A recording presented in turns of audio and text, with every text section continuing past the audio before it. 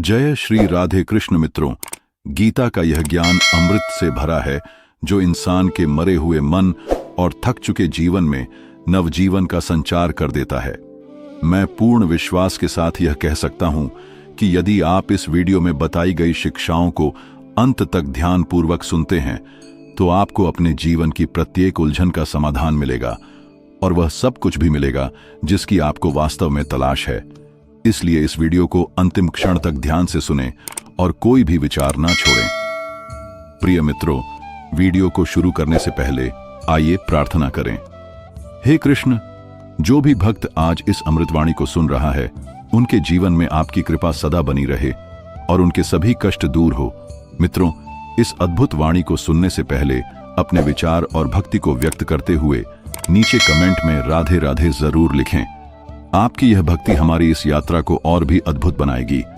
साथ ही यदि आप हमारे चैनल मन की शांति पर नए हैं तो अभी सब्सक्राइब करें और घंटी के बटन को दबाएं ताकि आप हमारी हर नई भक्ति यात्रा का हिस्सा बन सकें। तो चलिए बिना देरी किए इस दिव्य यात्रा की ओर बढ़ते हैं। जब जीवन की यात्रा लंबी हो जाती है, जब रास्ते थका देते हैं और जब भीतर कई प्रश्न जन्म लेने लगते हैं, तब केवल ज्ञान या तर्क काम नहीं आता। तब जरूरत होती है एक ऐसी ऊर्जा की जो मन को सहारा दे, जो आत्मा को शांति दे और जो जीवन को नया अर्थ दे। वह ऊर्जा है समर्पण। समर्पण का अर्थ हार मानना नहीं होता। समर्पण वह अवस्था है जब आप स्वीकार कर लेते हैं कि अब मैं केवल खुद के बल पर नहीं चल रहा हूं, अब मैं उस शक्ति के साथ चल रहा हूं जो मुझसे भी बड़ी है, पर मुझ में ही है। जब हम जीवन के उद्देश्य को खोजते हैं तब बहुत बार ऐसा होता है कि हम सब कुछ जानते हुए भी अनिश्चित होते हैं। दिशा स्पष्ट है लेकिन रास्ता दिख नहीं रहा। तब समर्पण हमें वह दृष्टि देता है जो केवल विश्वास से मिलती है। कृष्ण ने अर्जुन से यही कहा था, तू केवल अपने मन का नहीं, अपने भीतर के उस विराट का भी अनुसरण कर। यह वाक्य केवल युद्ध के लिए नहीं था, यह जीवन की हर चुनौती के लिए था।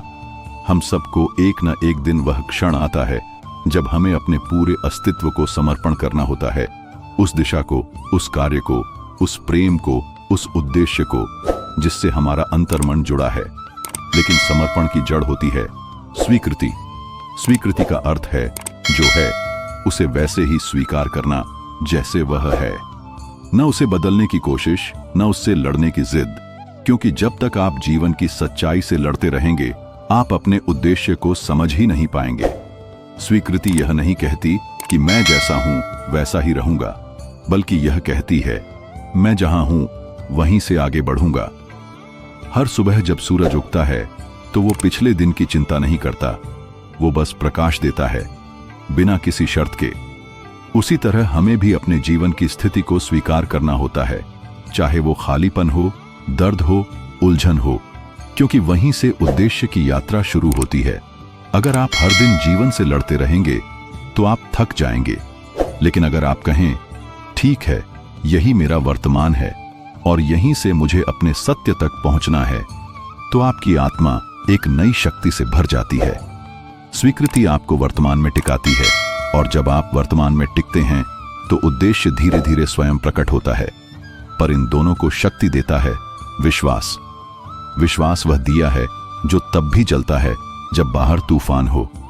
विश्वास वह संगीत है जो तब भी सुनाई देता है जब चारों ओर सन्नाटा हो। विश्वास वह सेतु है जो दो किनारों को जोड़ता है, आपके संघर्ष और आपके उद्देश्य को। जीवन में कई बार ऐसा होगा कि सब कुछ बिखरा बिखरा लगेगा, लोग साथ नहीं होंगे, परिस्थितियां अनुकूल नहीं होंगी और खुद से भी दूरी महसूस होगी। पर अगर आपके भीतर यह विश्वास जीवित है कि मेरा जीवन किसी अर्थ के लिए है, तो वह विश्वास आपको डूबने नहीं देगा। राहुल एक शिक्षक था लेकिन भीतर कवि था। वर्षों तक उसने कविता लिखी पर कभी प्रकाशित नहीं किया। एक दिन उसका एक छात्र आत्महत्या करने वाला था। राहुल ने उसे अपनी डायरी पढ़ने को दी। उस डायरी की कुछ पंक्तियां थीं जो दर्द को स्वीकार करती थीं, पर उससे डरती नहीं थीं। वह छात्र बच गया और कुछ सालों बाद वही छात्र एक प्रकाशक बन गया और राहुल की किताब छपी। राहुल ने कभी अपने उद्देश्य को प्रचारित नहीं किया, उसने बस लिखना नहीं छोड़ा, क्योंकि उसके भीतर एक विश्वास था कि उसकी कलम व्यर्थ नहीं जा रही है। ऐसा ही विश्वास, ऐसा ही समर्पण, ऐसा ही स्वीकार जीवन को साधना बनाता है। आपका उद्देश्य कोई दिखावे की चीज नहीं है, वह आपकी आत्मा की पुकार है। और उस पुकार को समझने के लिए, उसे अपनाने के लिए और उस पर चलने के लिए आपको खुद को जीवन के हवाले करना होगा। जब आप यह कह सकें, मैं कोशिश करूंगा चाहे फल मिले या ना मिले, मैं स्वीकार करूंगा चाहे राह आसान हो या नहीं, मैं विश्वास रखूंगा चाहे अंधेरा कितना भी हो, तब आप अपने जीवन के उद्देश्य से एक हो जाते हैं। और फिर आप किसी मंजिल पर नहीं पहुंचते, आप हर दिन उसी मंजिल को जीने लगते हैं। जब कोई यात्रा बहुत दूर तक चलती है, जब बहुत से मोड़, धूप, छांव, गिरावट और उठान पार हो जाते हैं, तब एक दिन ऐसा आता है जब यात्रा लक्ष्य से अधिक प्रिय हो जाती है। शुरुआत में हम उद्देश्य को एक उपलब्धि की तरह देखते हैं, जैसे कोई एक बड़ी मंजिल हो जहां पहुंचकर सब कुछ शांत हो जाएगा। लेकिन जैसे जैसे हम भीतर उतरते हैं, समझते हैं कि जीवन का उद्देश्य केवल एक जगह पहुंचने में नहीं, बल्कि हर दिन जीने की प्रक्रिया में ही है। और तब उद्देश्य केवल कुछ करना नहीं रह जाता, वह जो है उसका सच्चा अनुभव बन जाता है। जब हम गीता की आत्मा को अपने भीतर महसूस करते हैं, तब हम यह समझने लगते हैं कि जीवन एक निरंतर साधना है जो हर दिन, हर सांस, हर विचार में घटती है। यह साधना कोई विशेष मुद्रा में बैठकर करने की नहीं होती, यह हर उस क्षण में होती है जब आप होशपूर्वक जीते हैं। जब आप सुबह उठते हैं और जीवन को एक अवसर की तरह अपनाते हैं, तो वह साधना है। जब आप किसी से बात करते हैं और उसमें सम्मान का भाव रखते हैं, तो वह साधना है। जब आप अकेले होते हुए भी टूटते नहीं और भीतर से जुड़ते हैं, तो वह साधना है। जीवन तब एक तप नहीं, बल्कि एक मधुर अनुशासन बन जाता है। और इस साधना से जो निकलता है वह है आनंद। यह आनंद बाहर से नहीं आता, यह किसी वस्तु, व्यक्ति या परिस्थिति पर निर्भर नहीं करता। यह उस शांति से आता है जो भीतर तब प्रकट होती है जब आप जानते हैं कि मैं अब अपने स्वरूप को जी रहा हूं। फिर जीवन में काम होता है, लेकिन तनाव नहीं, भाग दौड़ होती है लेकिन बेचैनी नहीं, चुनौतियां होती हैं लेकिन डर नहीं, क्योंकि अब आप जीवन को करने नहीं बल्कि जीने लगे हैं। उद्देश्य की खोज अंततः आपको उस जगह पर ले जाती है जहां आप मौन में उतर जाते हैं। अब आप हर किसी को समझाने की कोशिश नहीं करते, अब आपको किसी प्रमाण की जरूरत नहीं, अब आप हर बात का उत्तर देने की चाह नहीं रखते। अब आप बस हैं अपने पूरे अस्तित्व के साथ, सरल, स्पष्ट और शांत। यह मौन डर से नहीं आता, यह आत्मबोध से आता है। जब आप जानते हैं कि आपका हर दिन एक प्रसाद है और आप जो भी करते हैं वह एक समर्पण है, तब जीवन एक पूजा बन जाता है। फिर आप अपने काम से प्रेम करते हैं, भले ही कोई देखे या नहीं। फिर आप लोगों की मदद करते हैं, भले ही कोई धन्यवाद कहे या नहीं। फिर आप मुस्कुराते हैं, भले ही बाहर अंधेरा हो। और यह स्थिति, यही अवस्था ही उद्देश्य की पूर्णता है। अब कोई दौड़ नहीं, अब कोई तुलना नहीं, अब कोई संघर्ष नहीं, अब बस एक प्रवाह है भीतर से बाहर की ओर। और यह प्रवाह आपको एक ऐसे विराम तक लाता है जो थकान से नहीं बल्कि संतोष से भरा होता है। यह विराम रुक जाना नहीं है, यह समझ लेना है कि अब मैं कहीं पहुंचने की जल्दी में नहीं हूं, क्योंकि मैं जहां हूं वहीं पूर्ण हूं। यह वही क्षण होता है जहां आप आत्मा से जुड़ जाते हैं, जहां जीवन और उद्देश्य एक हो जाते हैं। फिर आप चाहे किसी जंगल में बैठें या एक भीड़ भरे शहर में, आप भीतर से शांति से भरे रहते हैं। आपका हृदय हल्का हो जाता है और जीवन एक मधुर गीत की तरह बहने लगता है। यही है गीता का अंतिम सार, यही है आत्मा की अंतिम अवस्था, यही है उस प्रश्न का उत्तर, मैं क्यों हूं। हमारे जीवन में सबसे बड़ा सवाल अक्सर यह नहीं होता कि हम क्या कर रहे हैं, बल्कि यह होता है क्या जो हम कर रहे हैं वही हमें भीतर से सच्चा लगता है। यह सवाल उतना सीधा नहीं होता जितना दिखता है, क्योंकि हम सब अपनी जिंदगी में इतने सारे किरदार निभा रहे होते हैं, बेटा, बेटी, पिता, माँ, कर्मचारी, दोस्त, नागरिक, कि हमारी असली पहचान इन सब के शोर में कहीं खो जाती है।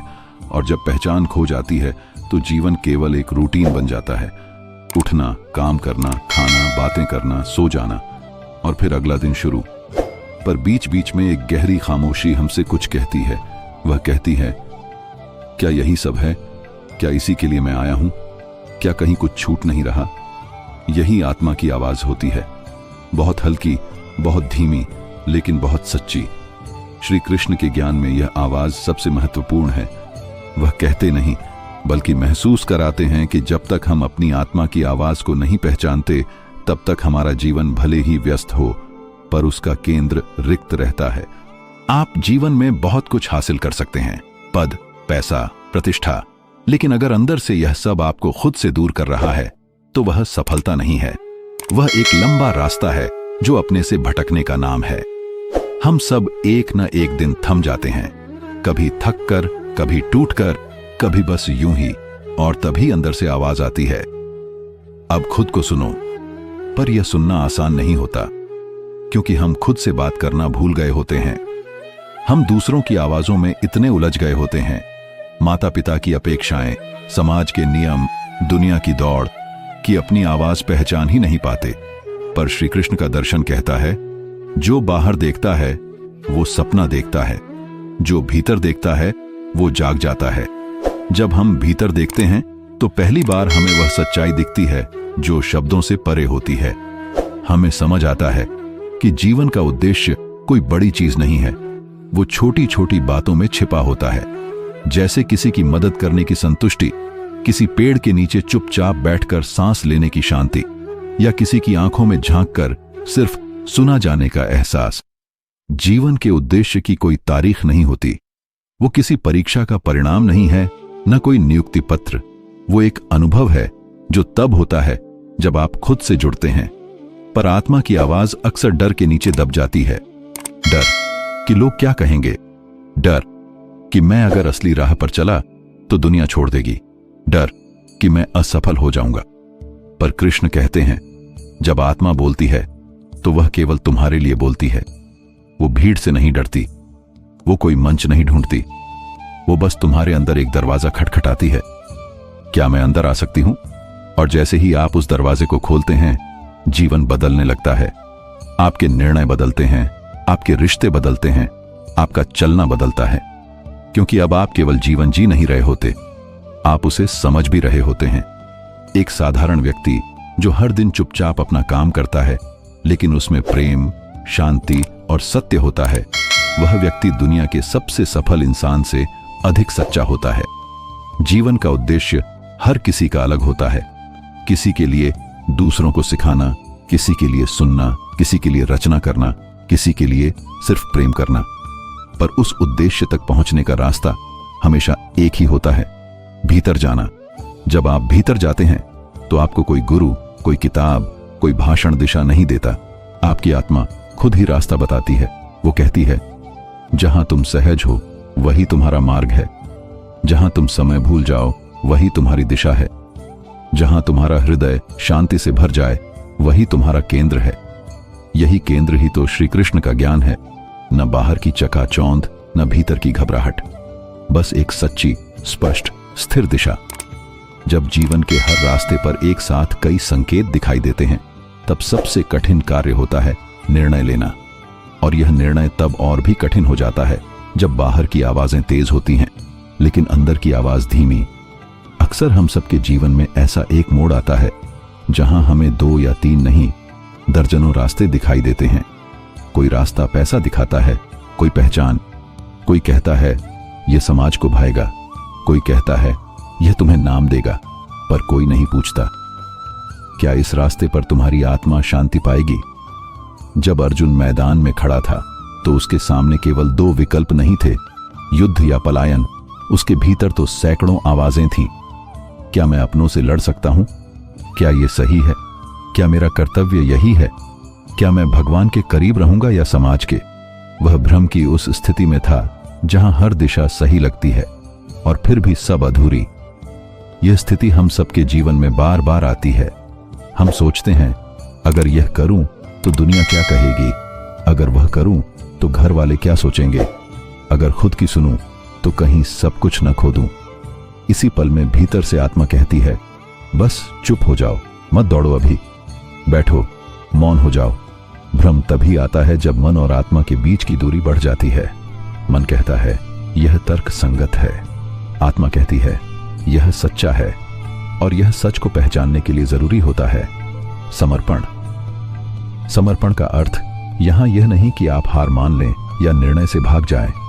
समर्पण का अर्थ है अपने भीतर की सच्ची दिशा के आगे झुक जाना, जिसे कोई और नहीं समझता, लेकिन आप भीतर से जानते हैं, हां, यही है मेरा पथ। कभी कभी यह रास्ता आसान नहीं होता, इस पर तालियां नहीं मिलती। हो सकता है शुरुआत में लोग हंसें, टोकें, रोकें, लेकिन धीरे धीरे जब आप अपने सत्य के साथ टिके रहते हैं तो वही रास्ता आपको वह देता है जो कोई और रास्ता नहीं दे सकता, आत्मिक शांति। पर यह निर्णय और समर्पण की यात्रा भीतर बहुत कुछ तोड़ती है। शंका टूटती है, अहम टूटता है, अपेक्षाएं टूटती हैं, लेकिन जो बचता है वह सत्य होता है। एक साधारण युवक था, पढ़ाई में अच्छा था, परिवार चाहता था कि वह सरकारी नौकरी करे, समाज चाहता था कि वह कुछ बड़ा बने, लेकिन उसके भीतर एक सुकून था। उसे बस गांव के बच्चों को पढ़ाना अच्छा लगता था। उसने बहुत कोशिश की कि वह बाहर की दुनिया की उम्मीदों पर खरा उतर सके। कोचिंग की, परीक्षा दी, इंटरव्यू दी, लेकिन हर बार कुछ छूट जाता था। फिर एक दिन वह खुद से थक गया। उसने खुद से कहा, मैं अब और नहीं दौड़ सकता, मैं वही करूंगा जो मेरी आत्मा कहती है। वह अपने गांव लौटा, एक छोटा सा क्लासरूम बनाया, पुराने बेंच, काले बोर्ड, टूटे पंखे, पर बच्चों की आंखों में जो चमक थी उसने उसकी आत्मा को भर दिया। आज वह कोई नामी व्यक्ति नहीं है, लेकिन उसके जीवन में कोई उलझन नहीं है, क्योंकि उसने निर्णय अपने भीतर की आवाज से लिया था और उसे समर्पण के साथ जिया। श्री कृष्ण यही कहते हैं, जब जीवन का हर विकल्प भ्रम लगने लगे तब भीतर की आवाज से निर्णय लो और फिर उसके प्रति पूर्ण समर्पण रखो। फिर कोई भी राह कठिन नहीं लगेगी। फिर चाहे जो भी परिस्थिति हो, तुम्हारा मन स्थिर रहेगा, क्योंकि उस क्षण तुम जीवन जी नहीं रहे होते, तुम जीवन बन चुके होते हो। जीवन की हर यात्रा में हम कुछ चाहते हैं, कभी सफलता, कभी सम्मान, कभी प्रेम, कभी शांति। पर हर बार जब हम किसी चीज से बहुत गहराई से जुड़ जाते हैं, जब हम उसे अपने अस्तित्व का हिस्सा बना लेते हैं, तो अनजाने में हम उसमें बंध जाते हैं और तब आत्मा की आवाज धीमी हो जाती है, क्योंकि अब हमारी दिशा हमारे भीतर से नहीं, हमारे चाहने से तय हो रही होती है। श्री कृष्ण की एक सबसे गहरी बात यही है, करो पर बंधो मत, प्रेम करो पर खो मत जाओ, निर्णय लो पर मोह मत पालो। यह बात सुनने में सरल लगती है, पर जीवन में निभाना कठिन है, क्योंकि जब हम किसी काम को पूरे दिल से करते हैं तो स्वाभाविक है कि हम उसका फल चाहते हैं। हम चाहते हैं कि हमारे प्रयास की सराहना हो, हमारे प्रेम का उत्तर मिले, हमारी मेहनत का परिणाम दिखाई दे। लेकिन यही चाहत धीरे धीरे हमारी ऊर्जा को जकड़ लेती है। फिर हम काम नहीं कर रहे होते, हम परिणाम की चिंता में जी रहे होते हैं, और यही चिंता धीरे धीरे आत्मा की आवाज को ढक देती है। श्री कृष्ण यही तो समझाते हैं, जब तुम कुछ करते हो तो करो पूरे प्रेम से, पूरी ईमानदारी से, पर इस भावना से मत बंधो कि इसका फल वैसा ही होगा जैसा तुमने चाहा। क्योंकि जब आप अनासक्ति के साथ कर्म करते हो तो आप आजाद होते हो, आपका मन शुद्ध होता है, आपका निर्णय स्पष्ट होता है और आपकी आत्मा स्वतंत्र होकर बोल सकती है। अनासक्ति का अर्थ यह नहीं कि आप भावहीन बन जाएं, यह नहीं कि आपको परवाह न हो, बल्कि इसका अर्थ है आप उस स्थिति में हो जहां परवाह हो, लेकिन आप पर उसका नियंत्रण न हो। जब आप प्रेम करते हो तो करें पूरी आत्मा से, पर अगर वह प्रेम आपको दुख देने लगे, आपकी दिशा छीनने लगे, तो समझिए आपने प्रेम को बंधन बना लिया है। प्रेम मुक्त करता है, वो दबाव नहीं बनाता। अगर आप किसी के साथ हैं और उसमें आपके अंदर की आवाज दब रही है तो वह प्रेम नहीं, वह मोह है।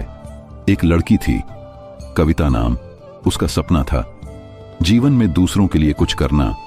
उसकी आत्मा चाहती थी कि वह एक शिक्षक बने, बच्चों को नया दृष्टिकोण दे, पर वह एक ऐसे रिश्ते में थी जहां उससे बार बार कहा जाता था, यह काम क्यों करोगी, इतना सोचती क्यों हो, दूसरों के लिए क्यों कुछ करना है।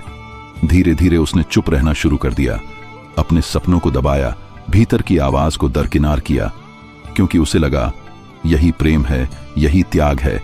पर कुछ समय बाद उसका मन टूटने लगा, शरीर थक गया, आत्मा चुप हो गई। एक दिन वह अपनी मां से बोली, मैं किसी के लिए सब कुछ कर रही हूं, पर खुद के लिए कुछ नहीं बचा। उसकी मां मुस्कुराई और बोली, कृष्ण ने राधा से कभी यह नहीं कहा कि वह अपने स्वरूप को छोड़ दे। प्रेम वह है जो तुम्हें खुद से जोड़ता है, खुद से नहीं काटता।